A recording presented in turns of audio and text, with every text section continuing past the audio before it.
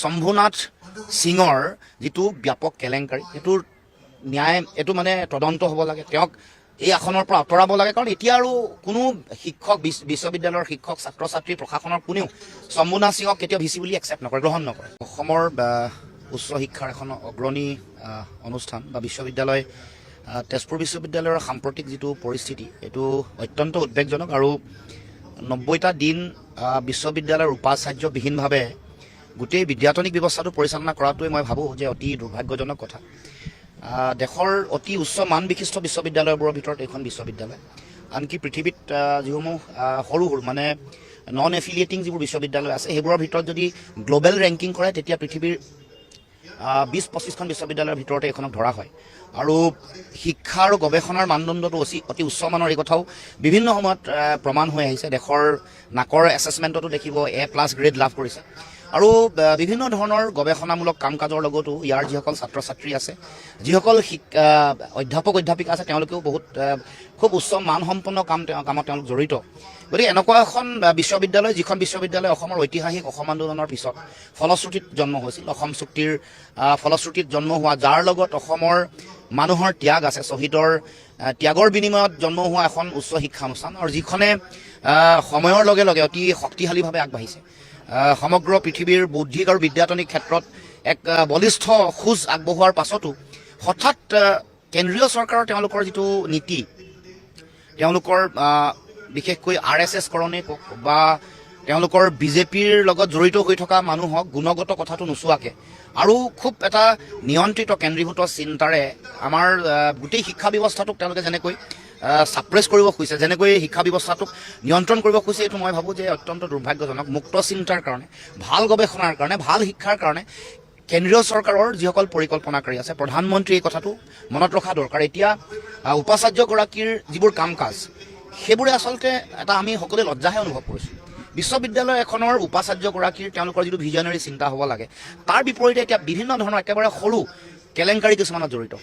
তাৰ লগে লগে বিভিন্ন ধৰণৰ যিবোৰ নিযুক্তি হৈছে, নিযুক্তিটো ব্যাপক কেলেংকাৰী, নিজৰ যিটো স্বজন তোষণ আৰম্ভ হৈছে, কেলেংকাৰী হৈছে। আৰু এখন বিশ্ববিদ্যালয় শিক্ষা ব্যৱস্থাত যিটো ছাত্ৰ ছাত্ৰী কেন্দ্ৰিক যিটো শিক্ষা ব্যৱস্থা, ষ্টুডেণ্ট চেণ্ট্ৰিক যিটো এপ্ৰ'চ হ'ব লাগে, সেইটো নৰখাকৈ মই আজি অষ্ট্ৰেলিয়া বিশ্ববিদ্যালয় এখনৰ ছাত্ৰ এজনৰ লগত মই একেলগে আহিছোঁ। আহোঁতে তাত ষ্টুডেণ্ট কাউন্সিল, তেওঁলোকৰ ইলেকশ্যন হয়, ইলেকশ্যনত তাৰপিছত তেওঁলোকৰ ছাত্ৰ ছাত্ৰীসকলৰ অংশগ্ৰহণ হয় পলিচি মেকিঙত, একাডেমিক পলিচি মেকিং, তেওঁলোকৰ এডমিনিষ্ট্ৰেটিভ কথা বতৰা আৰু ৰিচাৰ্চ, সকলোতে ছাত্ৰ ছাত্ৰীসকলৰ অংশগ্ৰহণটো তেওঁলোকৰ একেবাৰে বাধ্যতামূলক। তেওঁলোকৰ হৈ গ'ল, তেওঁলোকৰ 3খন কনফাৰেন্স হয়, এখন একাডেমিক কথা বতৰাৰ ওপৰত হয়, এখন এডমিনিষ্ট্ৰেটিভ কথা বতৰাৰ ওপৰত হয়, আৰু এখন সামগ্ৰিকভাৱে যাৰ লগত গৱেষণা, সমাজ, তাৰ লগে লগে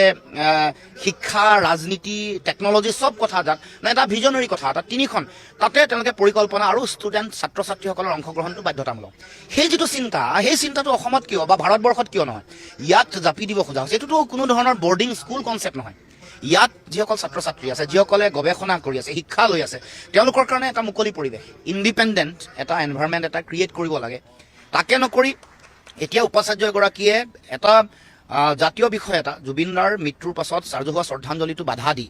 আদৰ্শটোক আচলতে বাধা দিব খুজিছে, জুবিনদাৰ আদৰ্শটোক, যাতে তাৰমানে এইটো গোটেই মুকলিমূৰীয়াকৈ বুজা যায় যে এইটো এটা সাম্প্ৰদায়িক এটা ৰাজনীতি, সাম্প্ৰদায়িক এটা মানসিকতা, আৰু বিশ্ববিদ্যালয়ৰ ছাত্ৰ ছাত্ৰীসকলৰ মুক্তভাৱে তেওঁলোকে চিন্তা কৰিব পৰা, মুক্তভাৱে প্ৰকাশ কৰিব পৰা গোটেই পৰিৱেশটো নিয়ন্ত্ৰণ কৰিব খুজিছে। এই ধৰণৰ কথা বতৰাবোৰ কোনো কাৰণত মই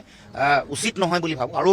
ছাত্ৰ ছাত্ৰীসকল, অতি মেধাসম্পন্ন ছাত্ৰ ছাত্ৰীসকলৰ ভৱিষ্যতৰ প্ৰতি লক্ষ্য ৰাখি আমি আমাৰ মুখ্যমন্ত্ৰীক কিয় পাতিছোঁ? এই ছাত্ৰ ছাত্ৰীসকলক তেওঁলোকৰ ভৱিষ্যতটো সুৰক্ষা দিবৰ কাৰণে, তেওঁলোকৰ বিদ্যাতনিক, তেওঁলোকৰ শৈক্ষিক ভৱিষ্যতটোৰ কাৰণে যাতে ভাল নেতৃত্ব দিব পাৰে। আমাৰ গভৰ্ণৰ যিগৰাকী ৰাজ্যপাল, তেওঁৰ দায়িত্ব কি?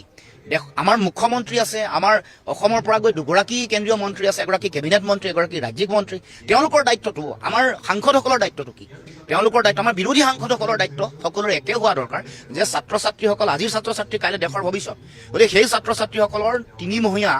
যিটো শৈক্ষিক বিদ্যাতনিক যিটো তেওঁলোকৰ মানে প্ৰত্যাহ্বান, যিটো চেলেঞ্জ আছে, যিটো সংকট আহিছে, এইটো বুজা দৰকাৰ, হৃদয়ংগম কৰা দৰকাৰ। মই সেইকাৰণে অসমৰ মুখ্যমন্ত্ৰীকো কৈছোঁ, দেশৰ প্ৰধানমন্ত্ৰী পৰহিলৈ অসমলৈ আহিছে, এই কথা দেশৰ প্ৰধানমন্ত্ৰীকো জনাব লাগে। আজি মই সংবাদ মাধ্যমৰ যোগেদি অসমৰ মুখ্যমন্ত্ৰী, অসমক প্ৰতিনিধিত্ব কৰা 2গৰাকী কেন্দ্ৰীয় মন্ত্ৰী, তেওঁলোকক কৈছোঁ যে দেশৰ প্ৰধানমন্ত্ৰীক কওক যে তেজপুৰৰ দৰে এখন অগ্ৰণী বিশ্ববিদ্যালয় আজি সংকটত আছে, ছাত্ৰ ছাত্ৰীসকল সংকটত আছে, তেওঁলোকে বেছিক যিকেইটা কথা এখন বিশ্ববিদ্যালয়ৰ সেইকেইটা কথা বিচাৰিছে শম্ভুনাথ সিঙৰ যিটো ব্যাপক কেলেংকাৰী এইটোৰ ন্যায় এইটো মানে তদন্ত হ'ব লাগে তেওঁক এই আসনৰ পৰা আঁতৰাব লাগে কাৰণ এতিয়া আৰু কোনো শিক্ষক বিশ্ববিদ্যালয়ৰ শিক্ষক ছাত্ৰ ছাত্ৰী প্ৰশাসনৰ কোনেও শম্ভুনাথ সিঙক কেতিয়াও ভিচি বুলি একচেপ্ট নকৰে গ্ৰহণ নকৰে গতিকে তেওঁক ইয়াৰ পৰা বিতৰণ কৰিব লাগে ভাইচ চেঞ্চেলৰ যিগৰাকী ইয়াৰ পৰা তেওঁক বৰ্খাস্ত কৰিব লাগে দ্বিতীয় কথাটো হ'ল পুৰা ফুল এনকুৱাৰী হ'ব লাগে যিমান ফাইনেন্সিয়েল এনামুলিজ আছে যিমান এপইণ্টমেণ্ট ৰিলেটেড যিমানবোৰ কেলেংকাৰী হৈছে সকলো পুংখানুপুংখভাৱে তদন্ত হ'ব লাগে আৰু যিবোৰ ঘটিছিলে আগতে এইবোৰ ৰেক্টিফাই হ'ব লাগে আৰু তৃতীয়তে বিচাৰিছে ছাত্ৰ ছাত্ৰীসকলে তেওঁলোকৰ অট'নমি তেওঁলোকৰ এখন সুকীয়া এখন স্বতন্ত্ৰ এখন ছাত্ৰ একতা সভা সেইটো দিয়াটো দায়িত্ব এইটো কিয় বন্ধ কৰি ৰাখিছে আৰু বহু কথা আছে যেনে ভাইচ চেঞ্চেলৰ দিব লাগিছিলে এপইণ্টমেণ্ট তেওঁ হোৱাৰ পৰা দিয়াই নাই তাৰমানে তেওঁক চেণ্ট্ৰেলাইজ ক্ষমতাটো লাগে ক্ষমতাটো নিজে ডিচিশ্যন ল'ব পাৰে তেওঁ বোৰ্ড অফ মেনেজমেণ্টত তেওঁ নিজৰ ইচ্ছামতে মানুহক দিছে ছিনিয়ৰ মষ্ট মানুহ হ'ব লাগে এইবোৰ যিবোৰ কথা তাত মানে তেওঁৰ এটা পদলেহনকাৰী এটা দল এটা থাকিব লাগে যি নেকি সকলো কথাতে হয় হজুৰ বুলি কয় তেওঁৰ মতে সকলো সিদ্ধান্ত লয় আৰু ছাত্ৰৰ হিতৰ কাৰণে শিক্ষাৰ ভালৰ কাৰণে বিদ্যাৰ্থনিক ভৱিষ্যতৰ ভালৰ কাৰণে গৱেষণাৰ ভালৰ কাৰণে যাতে কোনো কাম কৰিব নোৱাৰে তেওঁ নিজে কাৰাপশ্যন কৰি থকা কামটো যাতে চলি থাকে কিতাপ কিনিছে কোনো ধৰণৰ নীতি নিয়ম নোহোৱাকৈ তেওঁ যি মন গৈছে তাকে কিনিছে তেওঁৰ নিজৰ চিনাকি কোনোবা এটা অনুষ্ঠানৰ পৰা কিতাপ কিনিবলৈ গৈছে গতিকে এই গোটেই কথা বতৰাবোৰ মই আমাৰ মুখ্যমন্ত্ৰীলৈও আহ্বান জনাইছোঁ তেওঁ এই গোটেই কথাটো ক'লে কেন্দ্ৰীয় চৰকাৰ ক'ব কোনে কেন্দ্ৰীয় মন্ত্ৰী দুগৰাকী আমি কিয় পঠাইছোঁ তেওঁলোকে ক'ব লাগিব তেওঁলোকৰ কাম যদি অকল মোদী ডাঙৰীয়াক দেশৰ প্ৰধানমন্ত্ৰীক তৈল্যমৰ্দন কৰি থকাটোৱে যদি হয় তেতিয়াহ'লে আমাৰ ক'ব লগা নাই কিন্তু অসমৰ সমাজ শিক্ষানুষ্ঠান ছাত্ৰ ছাত্ৰী শিক্ষক শিক্ষয়িত্ৰী সংকটত আছে এই কথা দেশৰ প্ৰধানমন্ত্ৰীক ক'ব লাগে দেশৰ ৰাষ্ট্ৰপতিক ক'ব লাগে